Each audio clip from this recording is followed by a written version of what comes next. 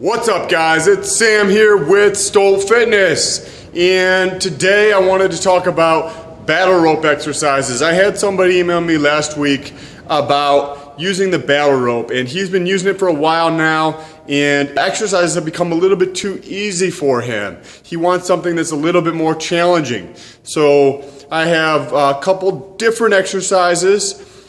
First one is going to be mainly for your arms, shoulders, and your core, but you're also firing some of your leg muscles. And the next one is going to be focused a little bit more on your core, but you're still using your arms, your deltoids, and your leg muscles. Both of them are almost like a full body workout. So instead of just using the traditional, squatting down and flipping your arms around when you're doing them, what we're going to do is we're going to put a Bosu ball down. And the Bosu ball is the blue ball, it tends to be blue, where it's a circle on this side and just flat on the other side. You're going to put that facing down, you're going to get on that and squat on that. Now, the Bosu ball is going to bring in all of the stabilizing muscles, which you're going to be firing as you use your body to do the battle rope, but it's going to bring them in to a much greater extent because you're on that while doing the battle rope. So that'll be the first exercise.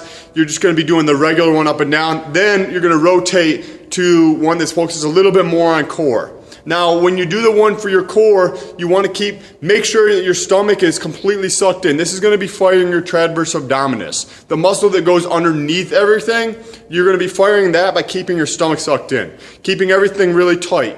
All right, now I mentioned you're going to put the Bosu ball down, face down, and you're going to be at about the end of the rope. A battle rope is just tends to be about an inch, inch and a half to 2 inches long, and varies somewhere between 30 to 60 feet. Obviously, the longer it is, the more challenging it is. This rope is probably around 40-ish, 45 feet long.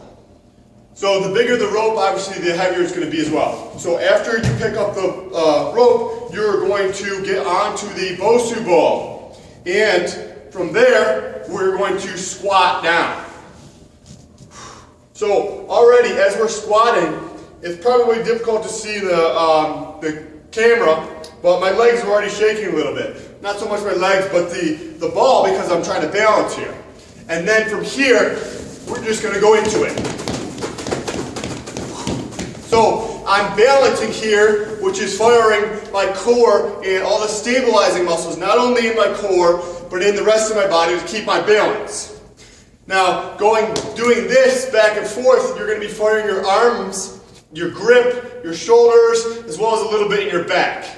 Now, the next exercise I have here is the one that's going to focus a little bit more on your core. Again, make sure it's very tight and sucked in, and then we're just going to be rotating from side to side while we're on the ball, like throwing the rope back and forth.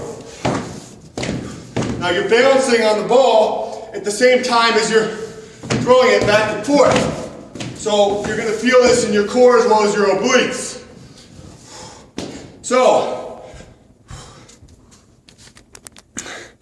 So try this out for 3 to 4 sets of around 30 to 45 seconds. So get on the Bosu ball and do the one for 30 seconds straight. Don't stop. Try to keep your intensity very high. And then do 3 sets of that before you go on to doing the one for your core. And again, do 3 sets of that for 30 seconds. If you want to see other videos like this in the future, press that subscribe button. If you enjoyed this video, then you know what button to press. And I will see you on the other side.